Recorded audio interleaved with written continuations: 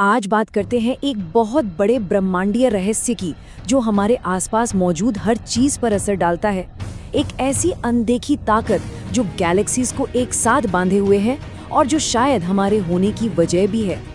अब देखिए, जब हम गैलेक्सीज को देखते हैं ना, तो एक बहुत बड़ी गड़बड़ नजर आती है।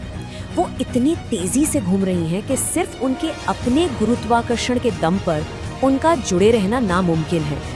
उन्हें तो कब का बिखर जाना चाहिए था, फिर भी वो नहीं बिखरती।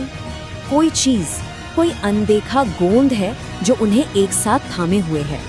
मतलब सीधी सी बात ये है कि हम जो देख रहे हैं वो फिजिक्स के हमारे बनाए हुए सारे नियमों को तोड़ रहा है। ये हमारी समझ और हकीकत के बीच एक सीधी टक्कर है, एक ऐसी पहेली जिसने दशकों से वैज्ञानिकों को उलझा रखा है। यही हमारी आज की खोज का सबसे बड़ा सवाल है। आखिर वो क्या है जो गुरुत्वाकर्षण के नियमों को लागू कर रहा है, जबकि हम उसे देख तक नहीं सकते। चलिए इस जासूसी कहानी में उतरते हैं और पता लगाते हैं। तो हमारी जासूसी शुरू होती है पहले सुरागों से, उन शुरुआती ऑब्जर्वेशन से जिनसे पहली बार इशारा मिला कि कुछ बहुत ही अजीब हो रहा है। ये कहानी शुरू हुई थी 1930s में फ्रिट्ज विकी के साथ। उन्होंने देखा कि गैलेक्सीज के झुंड में गैलेक्सीज इतनी तेजी से घूम रही थी कि उन्हें तो कब का अलग हो जाना चाहिए था।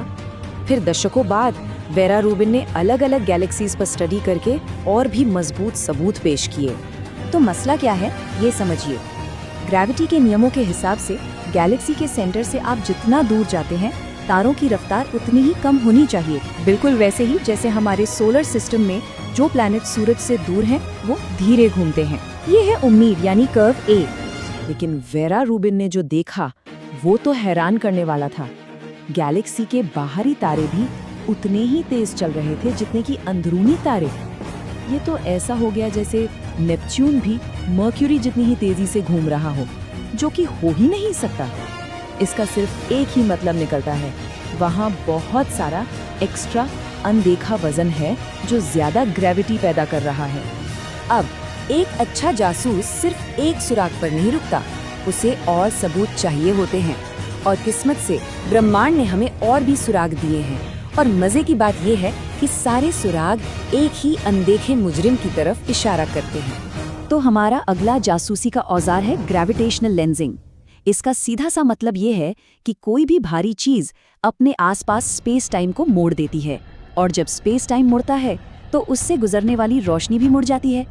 यानी भारी चीजें एक तरह से कॉस्मिक मैग्नीफाइंग ग्लास का काम करती हैं। तो होता क्या है कि जब हम दूर की गैलेक्सीज को देखते हैं तो उनकी रोशनी अक्सर टेढ़ी मेढ़ी होकर हम तक पहुंचती है, क्योंकि रास्ते में मौजूद मास उसे मोड़ देता है। और ये रोशनी कितनी मुड़ी है, इससे हम हिसाब लगा सकते हैं कि रास्ते में कितना वजन या मास था। और हर बार हिसाब लगाने पर पता चलता है कि वहाँ दिखने वाले मास से कहीं ज्यादा मास मौजूद है। और अब उस सबूत की बात करते हैं जिसे कई लोग स्मोकिंग गन मानते हैं। एक ऐसा सबूत जो डार्क मैटर के होने का लगभग पक्का प्रमाण देता है। ये तस्वीर डार्क मैटर के सबसे पक्के सबूतों में से एक है। यहाँ हम दो गैलेक्सी क्लस्टर्स को एक दूसरे से टकराते हुए देख रहे हैं। जो गुलाबी रंग में दिख रहा है वो है नॉर्मल मैटर, गर्म गैस जो टकराकर बीच में ही फंस गई। लेकिन ग्रेविटेशनल लेंसिंग से पता चलता है कि ज्यादातर वजन, यानी जो नीले रंग में दिख रहा डार्क मैटर है, वो तो बिना रुके आर पार निकल गया। इससे एकदम साफ हो जाता है कि डार्क मैटर और नॉर्मल मैटर दो बिल्कुल अलग अलग चीजें हैं। तो आखिर पूरी तस्वीर है क्या? सच कहूँ तो ये चौंकाने वाली है। हमारे पूरे ब्रह्मांड का लगभग 27% हिस्सा डार्क मैटर है, और वो सब कुछ जो हम जानते हैं, देख सकते हैं, तारे, ग्रह, इंसान, वो सिर्फ 4.9% है। और बाकी का 68% तो डार्क एनर्जी नाम का एक और भी बड़ा रहस्य है।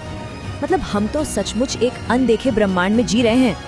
ठीक है, तो अब तक ये तो पक्का हो गया कि कोई अनदेखी चीज है।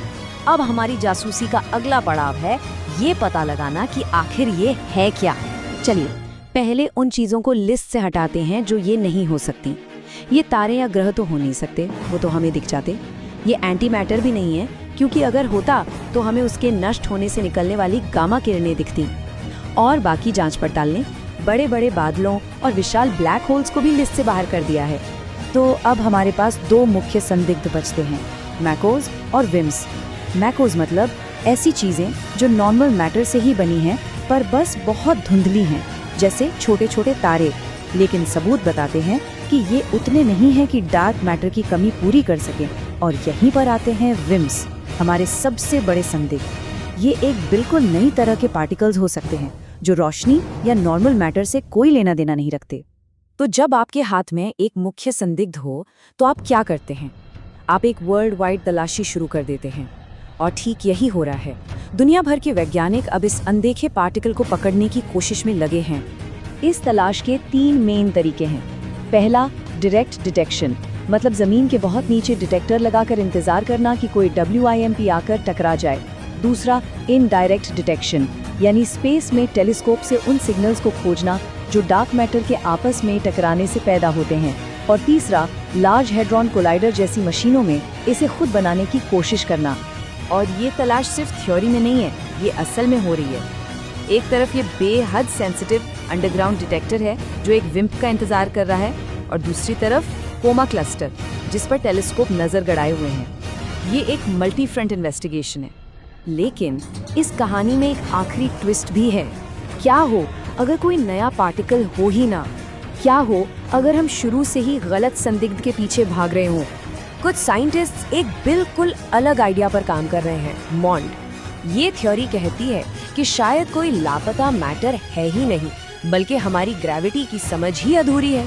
हो सकता है कि बहुत बड़े लेवल पर, जैसे गैलेक्सीज के स्केल पर, ग्रेविटी के नियम बदल जाते हों। इसके बावजूद डार्क मैटर का आइडिया आज भी सबसे मजबूत है। वजह? क्योंकि ये सिर्फ गैलेक्सीज के घूमने की गुत्थी नहीं सुलझाता। ये वो ढांचा है, वो अनदेखा जाल है जिस पर हमारे ब्रह्मांड की पूरी संरचना टिकी हुई है। इस कंप्यूटर सिमुलेशन में जैसा दिख रहा है, डार्क मैटर के बिना ब्रह्मांड वैसा बन ही नहीं पाता जैसा हम आज इसे जानते हैं। तो आखिर में डार्क मैटर की ये खोज सिर्फ एक एस्ट्रोनॉमिकल पहेली नहीं है, ये हमारी अपनी शुरुआत की कहानी है। ब्रह्मांड कैसे बना और इसका अंत कैसे होगा, ये उससे जुड़ा सवाल है। शायद इस अनदेखे पदार्थ के राज को खोलना ही ब्रह्मांड के सबसे बड़े सवालों का जवाब होगा।